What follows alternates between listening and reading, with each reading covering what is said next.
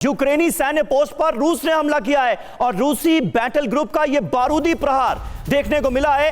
तस्वीरें भी सामने आई हैं। यूक्रेनी सैन्य पोस्ट को चुन चुनकर रूस निशाना बनाता हुआ नजर आ रहा है। ताबड़तोड़ हमले हो रहे हैं। बारूदी प्रहार की एक और तस्वीर आपके सामने, रूसी बैटल ग्रुप का बारूदी प्रहार।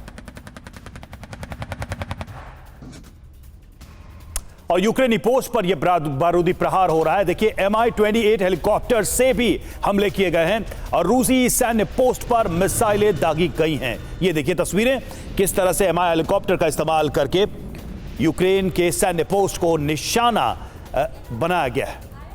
रूस के सैन्य पोस्ट को निशाना बनाया गया है Mi हेलीकॉप्टर की मदद से। लगातार आप देखिए ये हमले चल रहे हैं।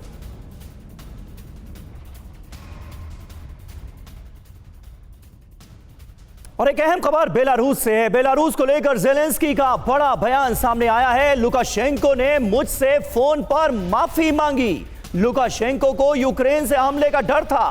पुतिन बेलारूस को युद्ध में शामिल करना चाहते थे। रूस ने बेलारूस से भी यूक्रेन पर हमले किए हैं।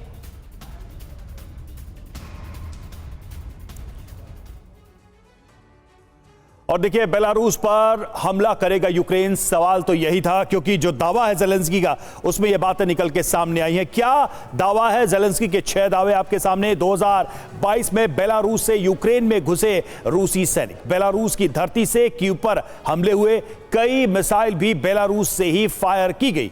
बेलारूस को युद्ध में शामिल मानता है यूक्रेन और रूसी हमले पर लुकाशेंको ने अपनी गलती मानी। लुकाशेंको को यूक्रेन से जवाबी हमले का डर है। बड़ी बातें क्या है, तो यूक्रेन जवाबी हमले करता तो बेलारूस युद्ध में उतर सकता था।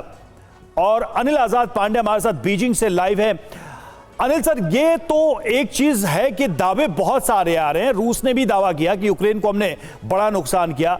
यूक्रेन भी अब देखिए बेलारूस को लेकर भी दावे कर रहा है। अगर इन दावों को थोड़ा फिल्टर करके देखें तो आप इस पूरी वॉर की सिचुएशन में दोनों का एज और दोनों का जो माइनस पॉइंट है वो क्या देख पाते हैं? पुतिन सारी कोशिश करके अब तक युद्ध में पूर्ण विजय नहीं हासिल कर पाए। यूक्रेन लड़ तो रहा है, जमीन पर तो है, लेकिन जमीनें गंवा रहा है। आप कैसे देखेंगे इसे?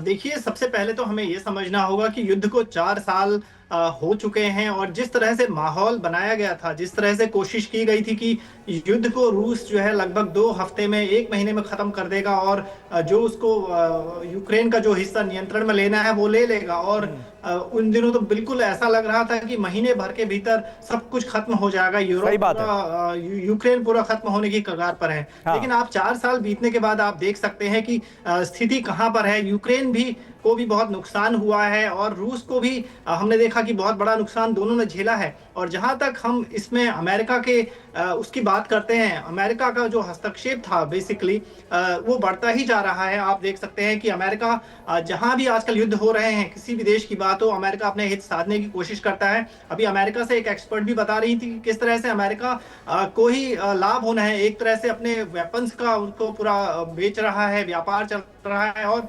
अब एक तरह से ये समझ में आ रहा है कि यूक्रेन और रूस जो है युद्ध मुझे लगता है कि एक उनका स्टेटस, उनका एक ईगो सिंबल भी बन गया है। जिस तरह से रूस उसको छोड़ना नहीं चाहता है और यूक्रेन को जिस तरह से यूरोप का सपोर्ट है या फिर अमेरिका पीछे से उनको सपोर्ट कर रहा था, तो अब ये चीजें थोड़ा लग रही हैं कि यूक्रेन और रूस का जो युद्ध है वो किसी सही दिशा में जाता हुआ नहीं लग रहा। युद्ध तो हमेशा विनाश ही लाते हैं और हमने देखा है कि लाखों लोगों की जानें गई हैं। बिल्कुल, आर्मी सेना को नुकसान हुआ है बड़े तौर पर। जो एनर्जी इंस्ट्रूमेंट्स हैं या एनर्जी वहां पर इक्विपमेंट्स हैं उनको बहुत नुकसान पहुंचा।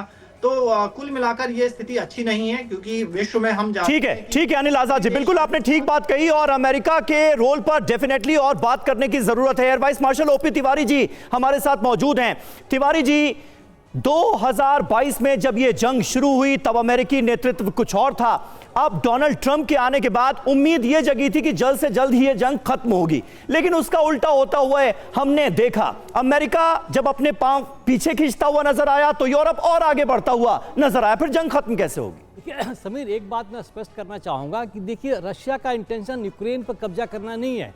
बिकॉज इतिहास गवाह है, विश्व युद्ध, दूसरे विश्व युद्ध के बाद जो भी देश गया है, अगर उसको लोकल सपोर्ट नहीं मिली है तब वहाँ सीरिया को रिटेन नहीं कर पाया है। तो रूस का इंटरेस्ट खाली 4 ओब्लास्ट थे उसमें डोनेट्स्क का 20% एरिया उसके पास बचा हुआ है, बिकॉज यूक्रेन ने बड़ी अच्छी प्लानिंग कर रखी थी। उसने कहते हैं कि ड्रैगन टीथ उस तरीके के जो पिरामिड कंक्रीट स्ट्रक्चर बना रखे हैं, ट्रेंचेज बना रखी है, माइंस बना रखी है, ताकि इसके जो जितने भी टैंक्स हैं रशिया के या आर्मर्ड पर्सनल कैरियर से वो प्रोसीड नहीं कर पा रहे। तो ये एरिया जिस तरीके से रशिया ने डिफेंड मतलब यूक्रेन ने बहुत 2014 के बाद बना के अपने आप को डिफेंड किया था, रशिया के लिए एक वाटरलू बना हुआ है।